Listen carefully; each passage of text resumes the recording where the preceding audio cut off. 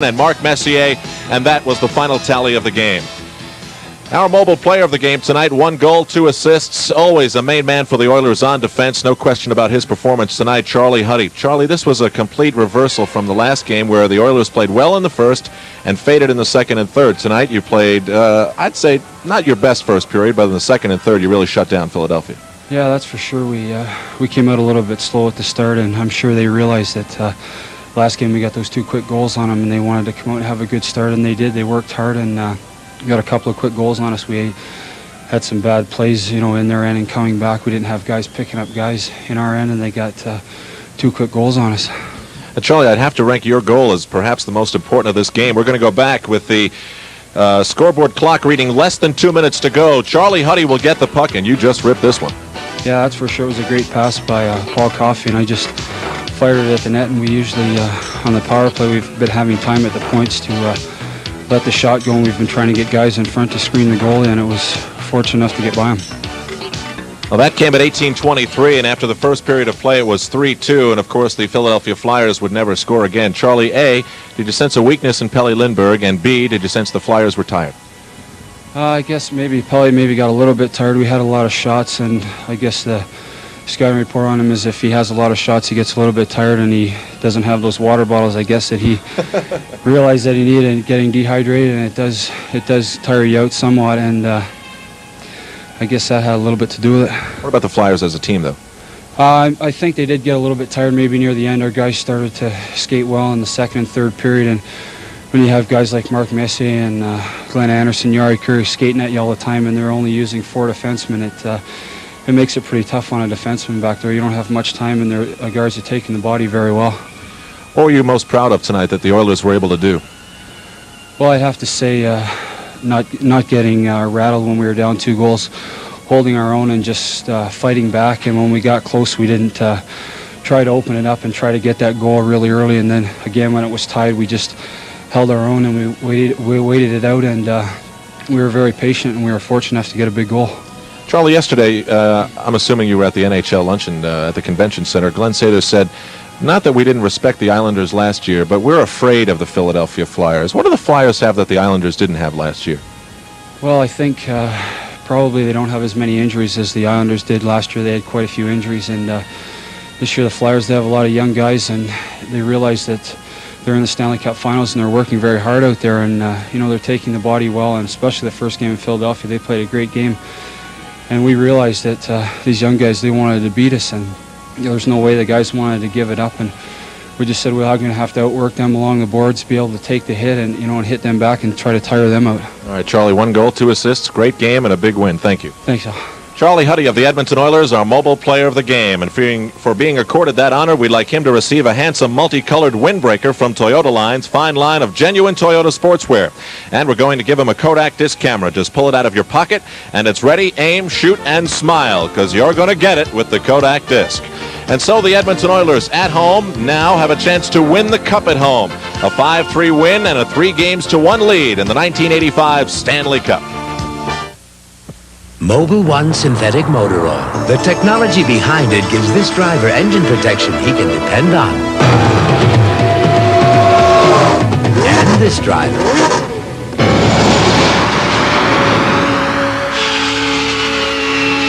And this driver. And this driver. Mobil synthetic oil technology. There's no finer engine protection on Earth or anywhere else. I like things that last. This old car runs like a watch. My house is over 96 years old. Been married to Enid 23 years. Here's the first new thing I bought in 8 years. 9. It's a Honda lawnmower. Overhead valve design, real durable. I bought it because it'll last. Like my dog, 12 years old. Known Fred forever. This shirt belonged to my dad. The Honda lawnmower. It could be the last lawnmower you ever buy. At one point in tonight's game, the Flyers led 3-1, but they would never score again. The Oilers with 4 unanswered goals, and they now lead this best-of-7 Stanley Cup Championship Series 3-1. Now, the Oilers came into tonight's game knowing that if they won tonight, they'd have a chance to win this cup at home. A loss here at home, and they'd never play again at the Northlands with a chance to win the cup. That game on Thursday, the next game, Game 5, will be the last game the Oilers play here because of the 2-3-2 format in this year's Stanley Cup Championship. Mike Luit is with me in the studio. Mike, the goaltending situation with Philadelphia was, of course, something of note tonight. What else about the game impressed you? Well, what impressed me is what Charlie Huddy talked about, Edmonton not panicking, not getting really too far out of their game plan and coming back, getting a goal and making the most of it. But I think what you have to really realize is the fact that they have lost Philadelphia, that is. They're not their composure, but they're tired, and they're just not the same team that we saw in Game 1, and I think that that's going to have a profound effect in Game 5 on Thursday. The Flyers came out of the locker room tonight with so much energy. It was amazing. I mean, it seemed like a different team in comparison to the one we saw here in Game 3. But then, as you said, the energy reserves go low, and then you start missing passes that you normally make. You start going offside when you normally don't. All those things go wrong. Yeah, no question. I think that one of the two things that I look for are the offsides. Philadelphia, very disciplined club, and they started to go offside a lot. And also, what was happening was that they were falling down. And any time that somebody falls down, there's no real reason. You just bump a little bit, and the player happens to go down. It's an indication that he's getting weak in the legs, and he just doesn't have that strength to go that extra mile, as it were. And I think that's what you're seeing in the series. Edmonton's just too much, too strong. All right, we'll have some more down here, but for the moment, let's go back to Al Albert and Gary Green. Philadelphia Flyers were up 3-1 in this game. They certainly had their chance, let it get away, and you're talking about what may be going through the mind of Mike Keenan. Well, when you're up 3-1 against this Edmonton team, that's exactly where you want to be. I think that maybe Mike Keenan might second-guess himself now. Does he say, should I have reverted back to playing a very disciplined defensive style of game since we had them up 3-1? I mean, you can second-guess yourself to death. The point is, I think that the game plan was established. Philadelphia came out. They were playing aggressively. They were getting in on top of the Oilers, and they were forcing them to make mistakes. That's the only way you can beat the Edmonton Oilers, but it seems that however you play, they're going to find a way to beat you. You know, in the last two games, the Oilers have only one goal on a 5-on-5 situation, the regular shift.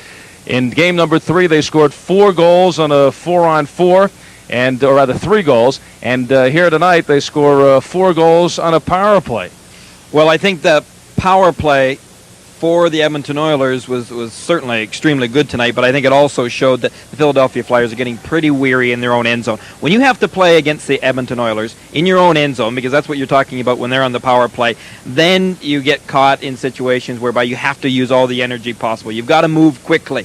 Speed is of essence, and that is when the difference really shows between the Philadelphia Flyers and the Edmonton Oilers, I think. And Brad Marsh is getting tired out there. Crossman and Howe have seen an awful lot of ice time. They've got to be getting pretty tired.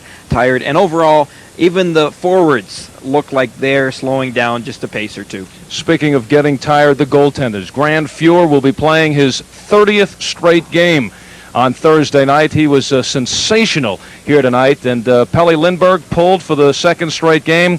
What's up for game number 5? Who's in goal? Well, that's a question that I guess Mike Keenan's going to have to answer. Do you go back with Bobby Froese? He played pretty well when he has come in, and certainly tonight in the third period, you can't blame Froese. He let in the one goal, but after that, he made some pretty good saves. Do you go with a hunch and go with Bobby Froese and say, well, look, maybe the team will really respond to him? He's been an excellent goaltender for us during the course of the season until he got injured, and he hasn't really been utilized much, so you know he's fresh. Do you go with him, or do you go with the guy that really got you here, Pelle Lindbergh? I think if it came down to my decision, you got to go with what got you here, and Pelle Lindbergh got them here. Well, last year, the Edmonton Oilers split their first 2 games in New York against the Islanders, then came back here to Edmonton, won 3 in a row to win the Cup in 5 games. Now this year, Al Trautwig, they're trying to see if history repeats, splitting the first 2 games in Philadelphia, and Thursday night, they go for their 3rd straight here in Edmonton and for their 2nd consecutive Cup.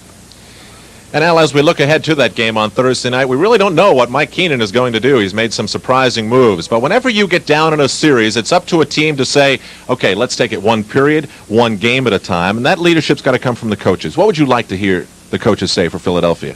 Well, I don't think there's anything that they're going to say that's going to make that much of a difference, or these guys haven't already heard. But they're going to have to stress the fact that there is no tomorrow. Let's use a cliche, and the fact that we can't win the games in Philadelphia until we win this game tonight, and to stress the fact that if we do win this game, even though we're still down a game and we still have to win both of them in Philadelphia, it is our building, and we are going home to our place. We have something to play for. Okay, so the Philadelphia Flyers know one thing. Either way, they'll be going home on Thursday night. They can either go home happy with some more games to come, or they can go home sad. That'll be Thursday night here on USA. We thank you for joining us for tonight's Game 4. The final score once again, the Edmonton Oilers 5 and the Philadelphia Flyers 3. The Oilers on the verge of their second straight cup. The Stanley Cup Championship on USA has been brought to you by Toyota's exciting cars and trucks for 1985. Toyota invites you to see them at your local dealer. By the Stroh Brewery Company, brewers of Stroh's, Old Milwaukee, and other fine beers. By Mobil 1 Synthetic Motor Oil. You can't buy better engine protection.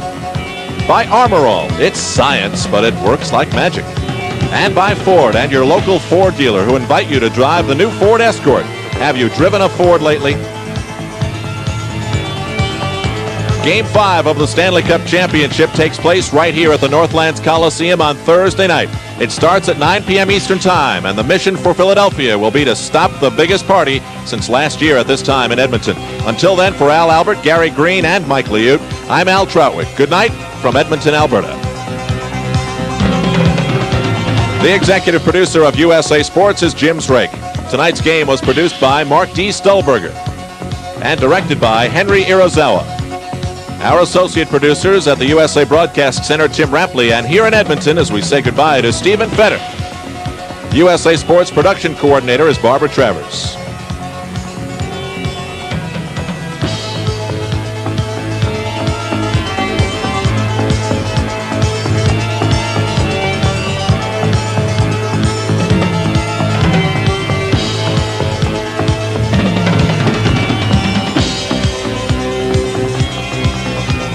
The Stanley Cup Championship is a presentation of USA Sports.